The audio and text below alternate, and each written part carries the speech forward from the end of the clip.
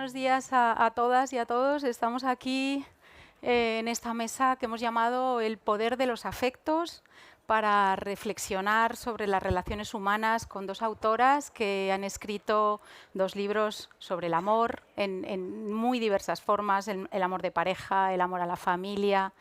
Estoy aquí con Inés Martín Rodrigo y Elvira Sastre. Es un lujo teneros a las dos y poder conversar este ratito con vosotras. Muchísimas gracias. A vosotros. Gracias a ti, Elvira. Voy a haceros una brevísima presentación. Inés Martín Rodrigo es periodista y escritora. Es la flamante ganadora del Premio Nadal por este libro, Las formas del querer, que quizá podría ser otro título para esta mesa, ¿no? ¿Verdad?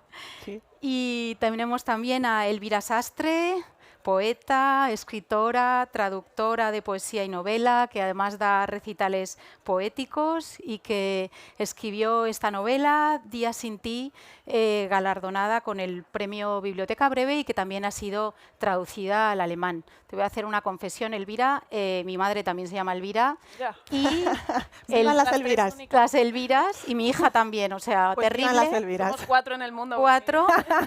Y yo le regalé este libro a mi madre cuando ganaste el premio en 2019 por el Día de la Madre. Así Qué que bonito. bueno, lo tengo dedicado a mi madre. Luego me lo dedicas Claro. tú para ella también. Claro. Bueno, pues primero, como tenéis estos currículums tan amplios, que hacéis tantas cosas a pesar de los jóvenes que sois, antes de entrar en el meollo de las emociones, quería preguntaros sobre este mestizaje, ¿no? Sobre estos géneros que se difuminan y donde sois capaces de pasar de un registro a otro. Inés, tú eres periodista y escritora. ¿Cómo combinas estas dos facetas? ¿Distingues para quién escribes o cómo lo haces? Bueno, antes de nada, daros las gracias por acompañarnos un día más en este pabellón de España como invitado de honor en Frankfurt. Lo dije ayer y lo vuelvo a repetir hoy, es emocionante estar subida en este escenario y ver a tantísimo público con ganas de escuchar conversaciones sobre libros, ¿no? Que es verdaderamente gratificante y de verdad que os doy las gracias de corazón. Me preguntabas, Elvira, esa doble, digamos, convivencia, que nunca es esquizofrénica en mi caso, entre el periodismo y la literatura. Yo, para mí, son dos mundos que habito de una manera muy placentera. La verdad es que para mí el periodismo y la literatura conviven de una manera casi simbiótica, ¿no? Mi escritura de ficción enriquece al periodismo que yo hago y viceversa. En ese sentido, incluso son dos autoras diferentes, si quieres, ¿no? La Inés Martín Rodrigo periodista es distinta a la Inés Martín Rodrigo novelista, con una diferencia muy básica, y es que la Inés Martín Rodrigo periodista lo que hace es lo que intenta es tratar de describir la realidad para que otros la entiendan, para que el lector al que se dirige la entienda, y en cambio la Inés Martín Rodrigo novelista, la Inés Martín Rodrigo narradora, escritora, lo que hace es inventar realidades en las que poder vivir de una manera más, digamos, pasional, ¿no? O vivir de un modo diferente a la realidad que habita a través del periodismo, ¿no? Incluso desde el punto de vista de las herramientas narrativas son distintas. Mi estilo como escritora creo yo que no tiene nada que ver con mi estilo como periodista, ¿no? Entonces, bueno, son dos géneros que practico con placer y que además uno no anula al otro, sino todo lo contrario. Y en tu caso, Elvira, que has tenido un blog de jovencita, empezaste con la poesía, ahora das conciertos, has dado el paso a la novela. ¿Cómo fue para ti el paso a la novela? ¿Fue algo natural? Y aparte, ¿cómo compaginas tus lectores? ¿Son diferentes los que escuchan tu poesía y la leen y los de la novela? Cuéntame un poco. Bueno, buenos días a todas y a todos, y me sumo al agradecimiento de Inés, que es un placer y un honor estar aquí. Pues yo creo que Como estaba diciendo Inés ahora, a mí cada género me sirve un poco como para contar una cosa distinta. Es verdad que para mí la poesía es mi modo de expresarme y de existir casi. O sea, es algo a lo que estoy muy habituada y es mi lenguaje. La novela es cierto que la narrativa me permite contar otras cosas, otras historias, quizá inventar otros mundos a partir del mío propio, y la poesía, digamos que es como más puramente emocional, parte de algo muy íntimo, de algo muy concreto, e intento sintetizar al máximo una emoción en palabras, y la narrativa es como que me explayo, ¿no? Es como más genérica. Es cierto que mi primer salto a la narrativa a mí personalmente me costó muchísimo, básicamente porque no me veía capaz. Yo al final muchas veces soy mi propia enemiga, entonces en ese sentido alguien me lo dijo, alguien me animó de mi círculo de amigos: ¿por qué no intentas escribir una novela? Y yo lo primero que dije fue no voy a ser capaz, me cuesta un montón esto, que fue lo primero que dije también cuando alguien me animó en el blog a que escribiera un poema. Y dije yo, esto no es muy difícil. Pero bueno, como todo, pues me lo planteé como un desafío, me empeñé mucho, soy muy cabezota, soy muy castellana, y conseguí hacerlo, y fue algo muy bonito para mí, muy importante. Ahora estoy además con la segunda y me lo he planteado también de otra manera. Y en cuanto a tu pregunta del público, yo creo que más o menos coincide, porque fíjate, me pasaba algo con la narrativa, y es que tenía como mucha obsesión por dejar la parte poética que yo tengo a un lado, por evitarla, por no hacer una novela que fuera en verso, por evitar la poesía a toda costa, hasta que me di cuenta de que es que forma parte de mí, y que huir de eso era huir de mi faceta como escritora, que al final lo toca todo. Entonces, bueno, supe más o menos canalizarlo, y creo que eso hace que el que me lee en poesía me pueda leer en novela y me vea a mí de igual manera en esos libros. Sí, es verdad, además se nota mucho esa voz poética también No lo puedo evitar. en tu novela. Bueno, pues entrando en el tema del amor, aquí hay mucho de lo que hablar en vuestros dos libros. Por un lado están las historias de los abuelos. Para los que no hayan leído estas dos novelas, yo se las recomiendo mucho, y para los que ya las han leído. Tenemos por un lado la generación de los abuelos, y por otro las relaciones actuales. Y en esos abuelos, Elvira nos cuenta la historia de Dora y de Gael, y Inés la de Carmen y Tomás.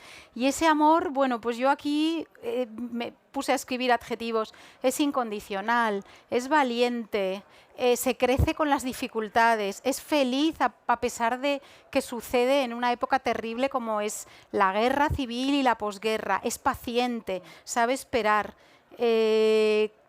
¿Os parece que el amor de esa época es más auténtico? ¿O qué pensáis de esa?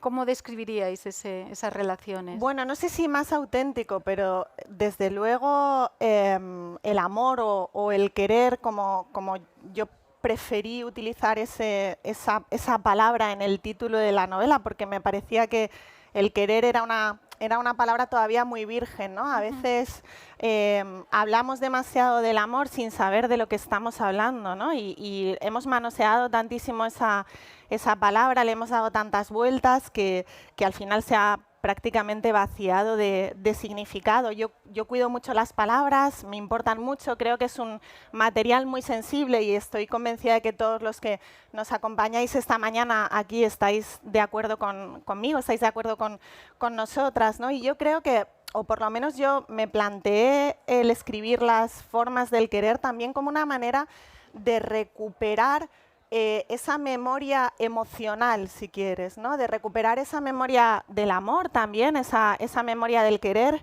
que yo tuve la suerte de vivir junto con mis abuelos. Yo tuve el inmenso privilegio de pasar mi infancia en un pueblo. Es cierto que cada vez que nos acercamos a la infancia, desde la distancia que nos permite la madurez, el tiempo transcurrido, probablemente la miremos siempre con buenos ojos y tengamos un feliz recuerdo, pero yo creo que casi todas las infancias son más o menos felices, ¿no? Salvo, bueno, lógicamente, excepciones, ¿verdad? Y bueno, yo esa infancia la viví al lado de mis abuelos, que no eran Tomás y Carmen, pero se les parecían bastante, igual que se parecían a cualquier pareja de abuelos de mi generación, ¿no? Y yo en ellos veía efectivamente, o vi en ellos un amor incondicional, como tú has dicho, Elvira, vi en ellos un amor a prueba de muchas circunstancias. Es cierto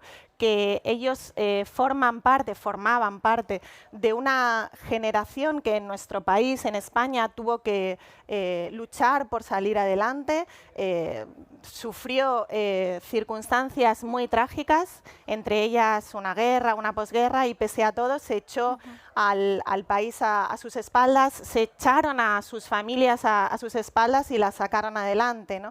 Y en esas trágicas circunstancias, en esas circunstancias tan difíciles, fueron capaces de seguir queriéndose y de que ese amor fuera creciendo, no solo de marido a mujer, sino fuera creciendo en sus hijos, fuera creciendo en sus nietos. Para mí era casi como una especie de... Yo esta novela la escribí de una manera muy orgánica, me salió muy de dentro, es cierto, no es un tópico, cuando lo digo es que literalmente fue así, ¿no?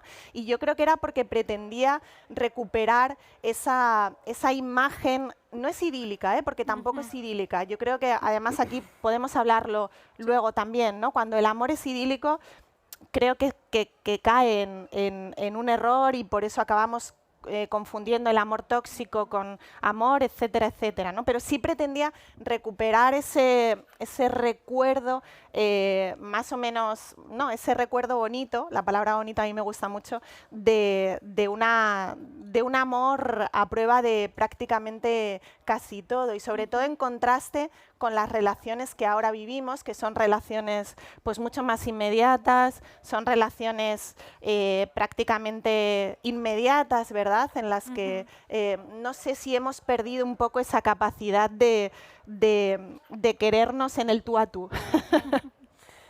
Yo creo que, o sea, estando totalmente de acuerdo, también me gustaría como a lo mejor despojar esas relaciones de nuestros abuelos de la parte del sacrificio, porque creo que es una generación basada en el sacrificio a todos los niveles. Entonces me gustaría como ser capaz de despojar esas relaciones de amor de ese sacrificio y ver si de esa manera esas parejas seguirían juntas.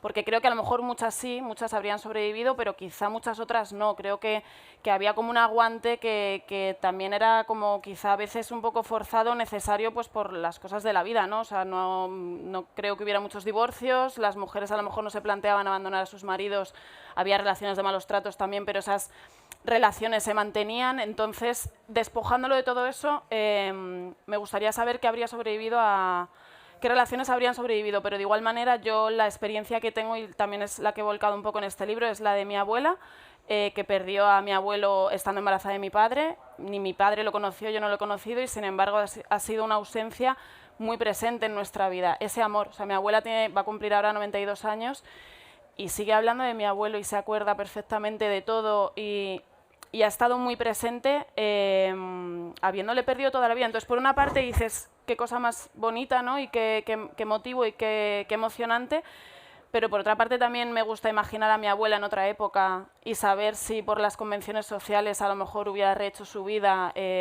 porque yo creo que ella ni se lo planteó nunca jamás poder hacer eso, y no sé si por ella misma o por el conjunto de la sociedad. Entonces esas son cosas que evidentemente nunca responderé, pero de igual manera que me gustaría despojar esas relaciones de esa parte de sacrificio, de convenciones sociales, me gustaría despojar a las relaciones de ahora de esa prisa y de esa premura y quizá de esa exigencia, ¿no? Porque a veces creo que es muy complicado en el amor separar los conceptos, al final todo se mezcla y una tiene que tener muy claro lo que quiere y cómo lo quiere para no confundirlo con otra cosa. Pero creo que bueno, que en general evidentemente hay un salto que es increíble. No sabría decirte cuál es mejor o cuál es peor, creo que bueno, no hay manera no correcta. Se trata ni siquiera de eso, ¿no? Sí, o sea, no creo que no son es que distintas sea maneras, exacto. Una mejor y otra peor, ¿no? Pero sí, claro. que es verdad que se quiere de manera diferente. Sí, se quiere de manera diferente, y yo creo que también ahora como que tenemos muy presente todo este tema del amor propio. Y eso hace quizá que las relaciones también cambien, y tenemos también, creo que muy claro, por lo menos yo, los límites. Y para mí el amor no está por encima de todo. Creo que es muchas veces, o yo como lo veo, un error que el amor esté por encima de todo. Creo que hay muchísimas cosas que están por encima de eso y hay que saber hacer para que eso conviva de una manera correcta, sana y no te suponga ningún sufrimiento. Pero en ese sentido yo creo que también qué importante es, y tú lo has dicho, Elvira, ¿no? El amor propio, sobre todo qué importante es saber quererse bien a una misma. Sí, totalmente. O sea, saber quererse bien, aprender a quererse bien. Es curioso, ¿no? Porque somos una generación, Elvira es más joven que yo, pero somos parte de una generación que está, yo creo que sometida a una exigencia o una autoexigencia muy alta. Total. También incluso desde el punto de vista emocional, por supuesto desde el punto de vista profesional, por supuestísimo desde el punto de vista literario, porque tenemos a grandísimos referentes detrás, a las que y a los que nunca jamás llegaremos ni a la altura de los zapatos, ¿no? Entonces somos insisto, una generación muy autoexigente en ese sentido y que eso dificulta o hace más difícil que nos queramos bien, ¿no? Y que nos queramos mejor. Y eso tiene mucho que ver también, o eso está muy relacionado, yo creo que con todos los problemas que nuestra generación está viviendo con respecto a la salud mental, con respecto a los trastornos relacionados con las dolencias mentales, desde la ansiedad, a la depresión, a la anorexia, bulimia, etcétera, etcétera, ¿no? Entonces, fíjate que a mí me pasó con esta novela, que yo siempre digo que es la novela de mi vida desde el punto de vista metafórico y también desde el punto de vista literal. Ojalá haya muchas más novelas de mi vida en los años que están por venir, ¿no? Pero es curioso cómo a través de esta novela, y teniendo en cuenta que yo no creo en la literatura como terapia, ni tengo muy claro que la literatura no es un ibuprofeno, la literatura no es un analgésico, pero a mí sí que me ha servido esta novela para ser capaz, si quieres, y además hacemos ese juego con los espejos que tienen mucho que ver con la anorexia, con los trastornos de la alimentación, etcétera, etcétera. Sí que a través de la escritura de esta novela yo he sido capaz de mirarme en el espejo por primera vez, yo creo que en toda mi vida, ¿no? Entonces, y que el reflejo que me devolvía ese espejo no me incomodaba, ¿no? Con lo cual he aprendido a través de la escritura de esta novela a quererme más y a quererme mejor, ¿no? Y eso entronca con lo que hablábamos del amor propio y de lo difícil que es aceptarse, bueno, aceptarnos con nuestros fallos, tú decías antes, no sé si fuera de micro o aquí, que a veces eres tu peor enemiga, ¿no? Sí, sí. Y a mí eso también me pasa mucho, ¿no? Que no hace falta tener un enemigo enfrente porque lo tienes en tu propia casa, ¿no? Y eres tú misma, ¿no? Entonces, yo por lo menos, y a mí, y ya cerrando un poco esta reflexión, a mí la escritura de ficción me ayuda también a eso, ¿no? A enfrentarme con mis propios, no sé si demonios, pero sí a iluminar mis zonas más oscuras. Claro. Entonces hay que aprender a quererse primero para querer. Para querer bien, para claro. querer bien, Yo creo ¿no? que es básico, ¿no? Es que Sí. si no sabes reconocer el amor en ti misma, hacia ti misma, ¿cómo lo vas a hacer con los demás, no? O ¿cómo vas a reconocer si te están queriendo bien? Si están despertando esas partes buenas de ti o acompañando en las más sombrías, que creo que es fundamental, ¿no? Y sobre todo es lo que decía Inés antes, creo que es fundamental en la vida huir de todo en general, pero del amor, que es lo que estamos hablando, de la idealización. Creo que es una trampa muy peligrosa. Mortal a veces. Sí. Sí, y volviendo sobre esto que ha dicho Elvira, efectivamente, de ser tu propia enemiga para... A veces, ¿creéis que eso es algo también especialmente femenino? Que a veces somos tan exigentes con nosotras mismas que también lleva luego a esos problemas de autoestima y que a veces no pasa tanto en Yo creo, los hombres. me he dado cuenta a través de la ficción, bueno, y evidentemente de las experiencias personales, que las personas que pertenecen a colectivos que se ven en minoría por los motivos que sea, y estoy hablando de mujeres, estoy hablando de inmigrantes, estoy hablando de homosexuales... El género. Sí, de todo. Sí. Creo que hay como una exigencia social de ser perfecto.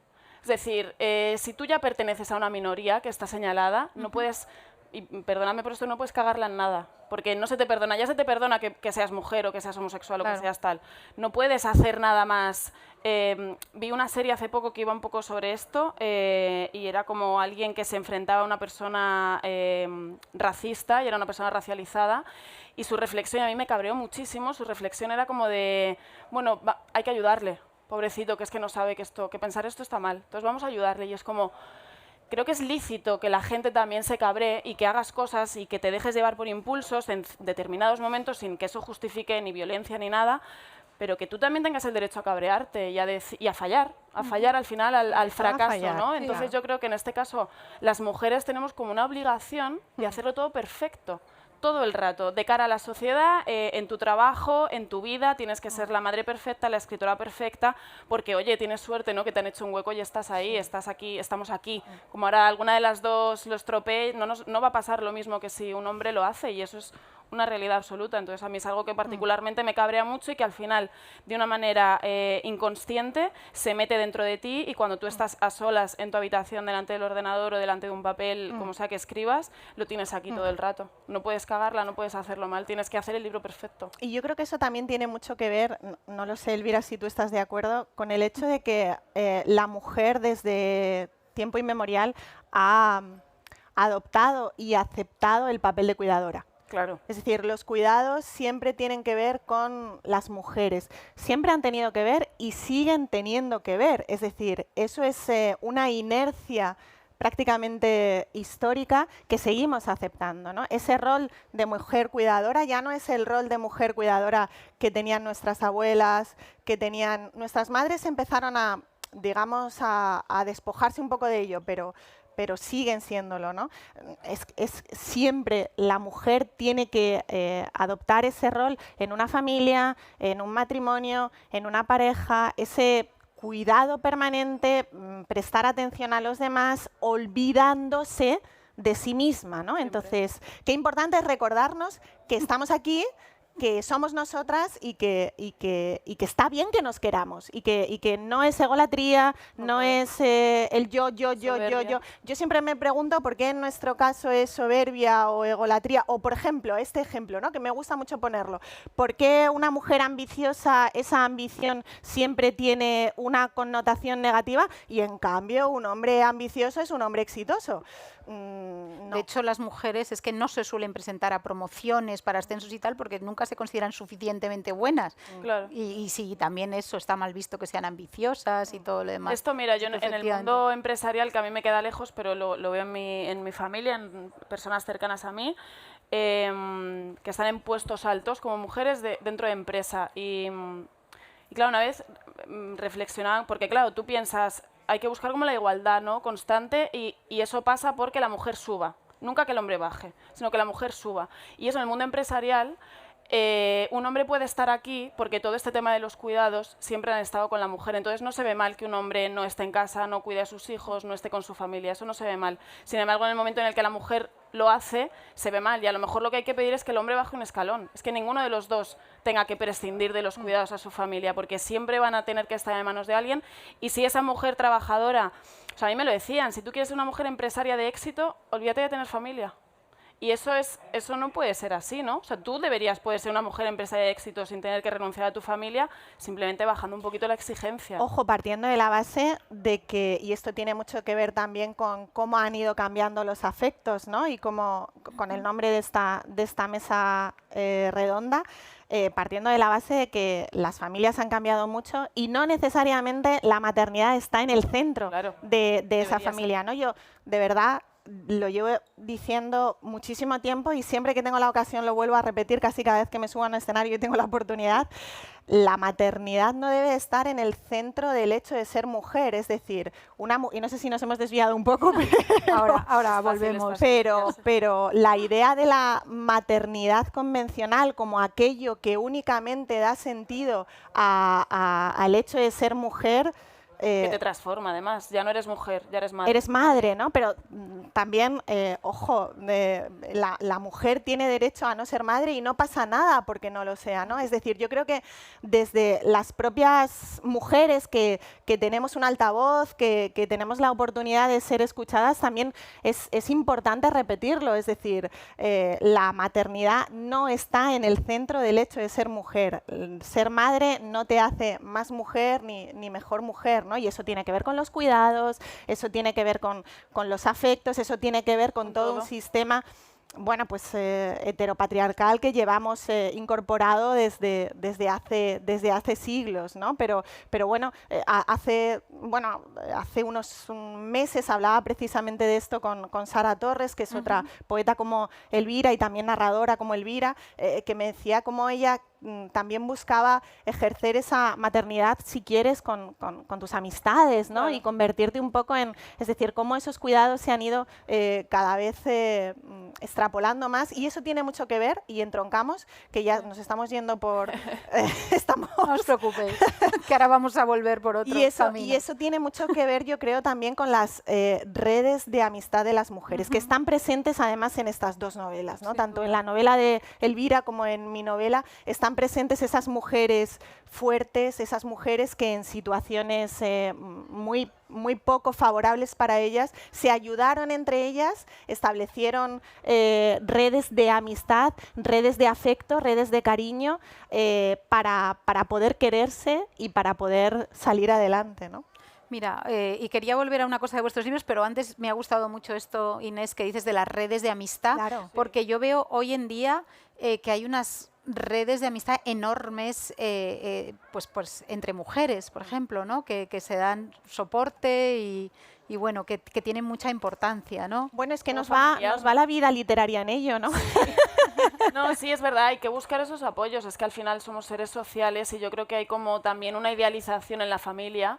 Las familias no siempre son perfectas, no siempre es un lugar en el que tú estás seguro, en el que tú estás a salvo. Eso no pasa siempre, por desgracia, hay situaciones muy tremendas respecto a esto. Entonces, si tienes tu círculo de apoyo, esa familia elegida que llaman, la vida yo creo que es mucho más sencilla. Yo siempre digo lo mismo, que para mí la amistad es la forma más bonita que tiene el querer, ¿no? Y es por lo que dice Elvira, de que es esa familia que tú eliges, ¿no? Esa familia que tú escoges. Está claro que tenemos una familia que nos toca y que hasta cierto punto está obligada a querernos, pero es que a veces esa familia que te toca no es el lugar más feliz ni el más seguro, ni muchísimo menos, ¿no? Y eso también lo estamos viendo en muchos ejemplos literarios últimamente, incluso en la propia narrativa española. Mira la última novela, por ejemplo, de Sara Mesa o alguna otra, ¿no? Muy reciente, quiero decir, ¿no? Y a mí me parece que está muy bien también que demos ese paso, hablando de quitar mitos, ¿no? O de romper con esa idealización. También acabemos con la idealización asociada a la familia. Bien, pues yo quería volver atrás, en el pasado, en vuestros libros, a las abuelas. Me ha llamado mucho la atención, y lo he visto en vuestros libros y también en otros libros de escritoras que están aquí, pues por ejemplo el libro de Aroa Moreno, claro, también sobre la inmigración y el pasado, cómo sois una generación, las nietas, que estáis contando la posguerra, que estáis contando todo lo que pasó en esa represión, que estáis abordando la memoria histórica, ¿no? Digamos que hace 31 años, cuando España fue país invitado, quizás iban más sobre la guerra civil, sobre la lucha en sí. Luego está mi generación, que es anterior a la vuestra, donde los autores, o bueno, yo misma como persona, hemos pasado un poquito más por encima, pero ahora vosotras, las nietas y los nietos, estáis recuperando esas historias familiares y estáis abordando el tema de la memoria histórica, ¿no? Y contando nuestra historia reciente, que es muy importante que se cuente, ¿no? Entonces me gustaría preguntaros por qué creéis que está pasando este fenómeno, por qué sois los nietos los que lo habéis abordado y por qué lo hicisteis, qué os llevó a ello, ¿no? Yo creo que es una cuestión de justicia. A mí me da muchísima pena, pero una pena que es que me da ganas de llorar, pensar que hay gente mayor que se está muriendo con miedo y que está silenciada completamente. Y hay testimonios de esos, ¿no? De gente que no quiere hablar de la guerra y gente de 90 años que están falleciendo, o bien que no encuentran a sus familiares, que no tienen una reparación social, que no hay un discurso que condene todo esto, sino que además la cosa va como a más. Que sea una generación tan castigada porque de niños han vivido una guerra, luego todo lo que vino después.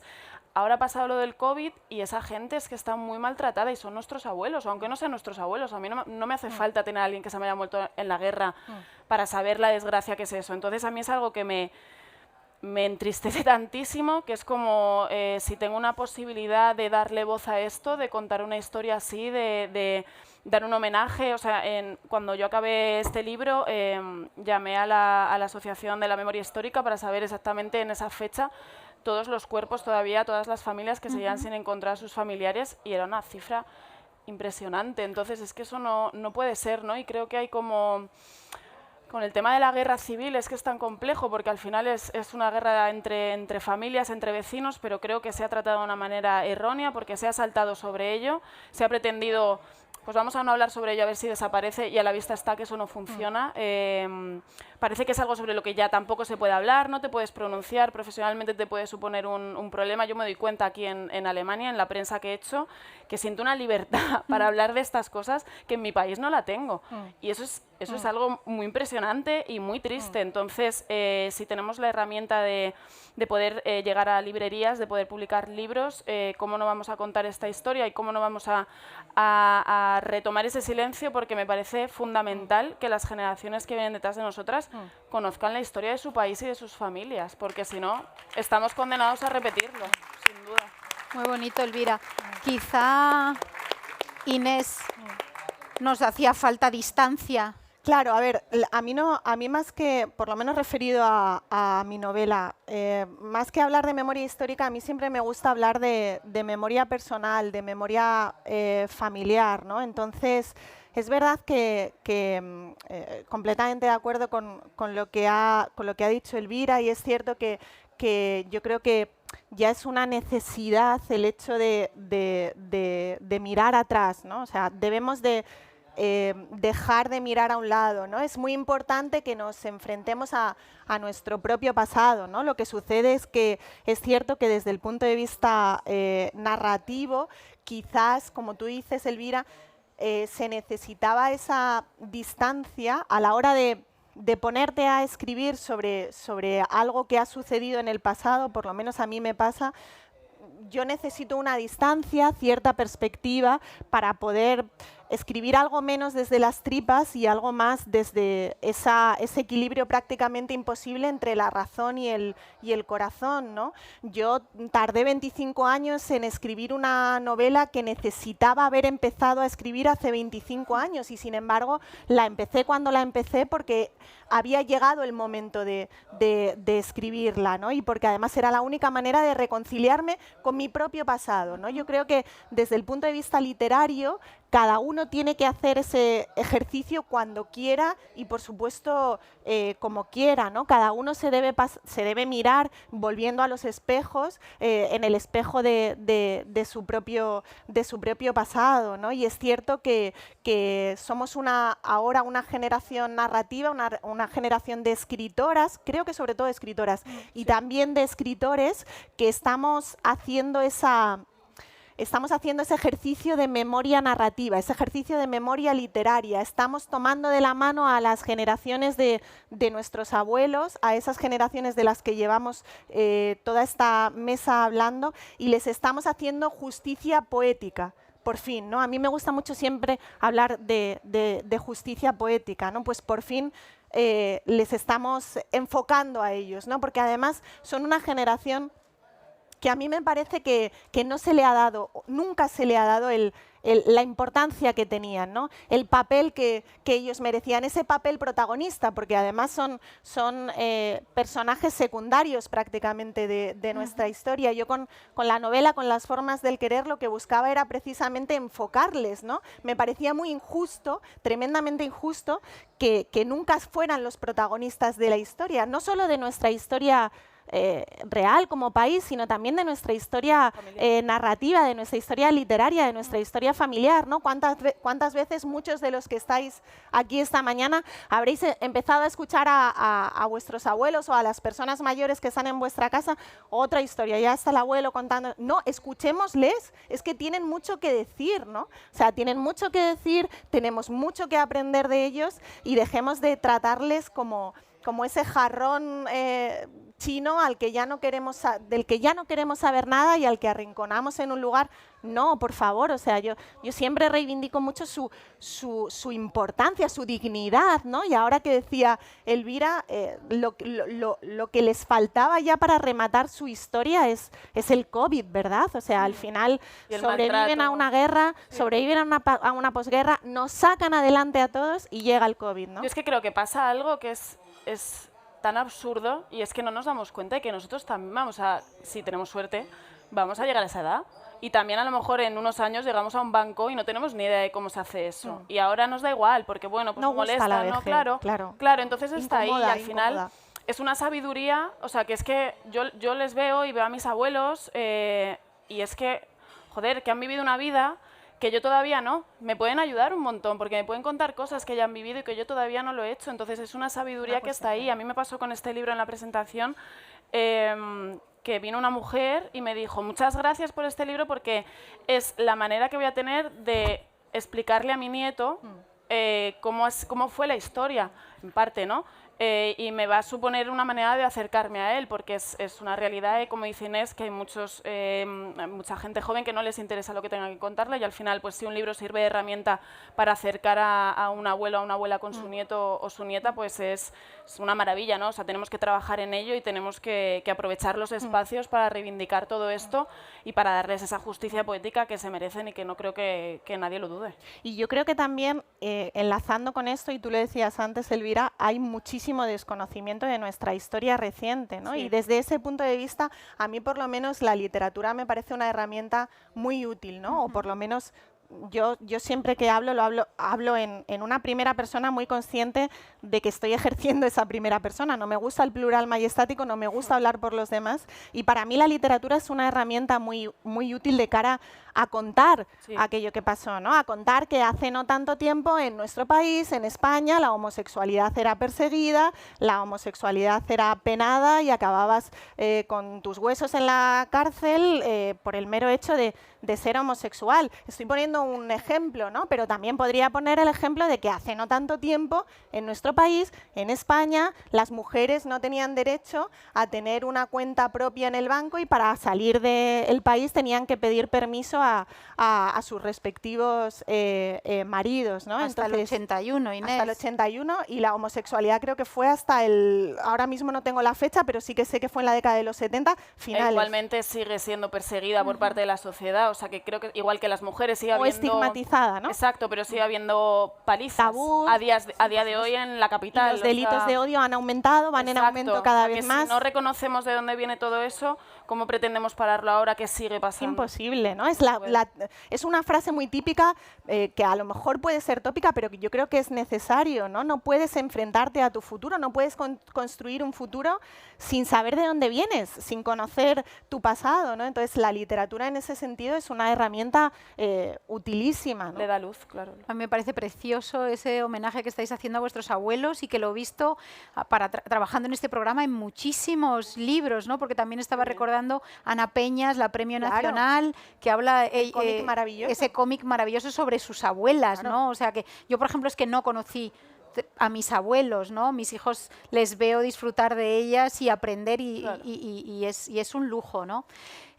Habéis hablado del COVID y tenía que salir el COVID en esta conversación sobre los afectos, ¿no? Hemos estado un montón de tiempo sin poder abrazarnos, sin poder vernos, sin poder estar con nuestros seres queridos y ahora parece que el COVID está más lejos, aunque tengamos muchos otros problemas y una guerra terrible como la de Ucrania. ¿Qué creéis que ha supuesto el COVID o qué creéis que va a suponer el COVID para las relaciones? Hemos venido con ganas, ahí fuera tenemos un sofá que se llama El Abrazo y está siempre lleno, todo el mundo quiere estar ahí, quiere juntarse, pero ¿Qué creéis que va a suponer para los mayores? Ya sabemos que ha sido un castigo terrible estar aislados, pero para la gente joven, para vuestra generación y para los más jóvenes, los adolescentes, que les ha pillado en un momento terrible cuando empiezan a experimentar sobre sus sentimientos, tener que estar encerrados y colgados de una pantalla. ¿Cómo veis ese futuro? Porque en vuestras novelas también hay un canto a la esperanza al final. Entonces, ¿cómo veis eso? Bueno, yo creo que es verdad que veníamos ya desde hace unos cuantos años queriéndonos y amándonos a través de filtros.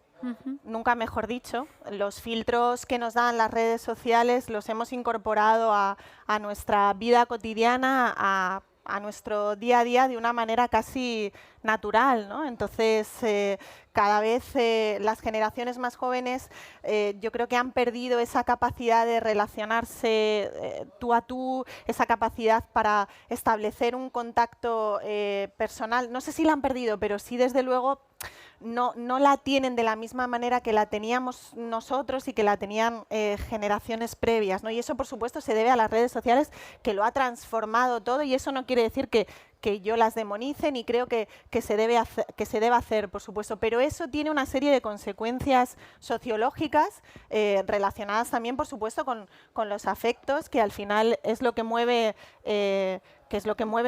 nuestra vida, ¿no? Entonces, como digo, veníamos arrastrando eso a lo largo de los últimos años, y el hecho de que de repente llegue una pandemia que nos obliga a encerrarnos en nuestras casas, que nos obliga a acostumbrarnos a esa obligada soledad. Hay gente que lo ha pasado muy mal durante los meses de confinamiento, y que aquella persona tímida, aquel adolescente tímido se ha visto todavía más, bueno, pues se ha retraído todavía más, ¿no? Y al no tener la obligación de salir de su casa, al no tener la obligación de salir de su cuarto, se ha refugiado todavía más entre esas cuatro paredes de las redes sociales, que una vez que pasado lo peor de la pandemia, pasado lo peor del confinamiento, ya podíamos salir a la calle, había jóvenes, adolescentes fundamentalmente, que les ha costado mucho trabajo volver a recuperar esa vida más o menos normal, partiendo de la base de que, como decía aquí sobre este mismo escenario ayer Rosa Montero,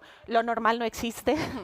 Existe lo normativo, desgraciadamente, y no querían quitarse la mascarilla, ¿no? Pues porque era la manera de que no se les viera incluso el acné, de que no se les... Bueno, entonces todo eso no es que esté pasando factura ahora, sino que nos va a seguir pasando factura durante mucho tiempo, y yo creo que es como la punta del iceberg, ¿no? Estamos empezando a ver todas esas consecuencias y las vamos a seguir viendo, ¿no? Entonces, bueno, es importante que de la misma manera que hemos hecho también un homenaje, si quieres, o una reivindicación de nuestros mayores, también no nos olvidemos de esas generaciones más jóvenes, de esos adolescentes que parece que lo tienen todo muy fácil, que parece que nacen con el mundo a sus pies, y yo creo que precisamente esta generación de adolescentes es la que lo va a tener muy, muy mal en muchos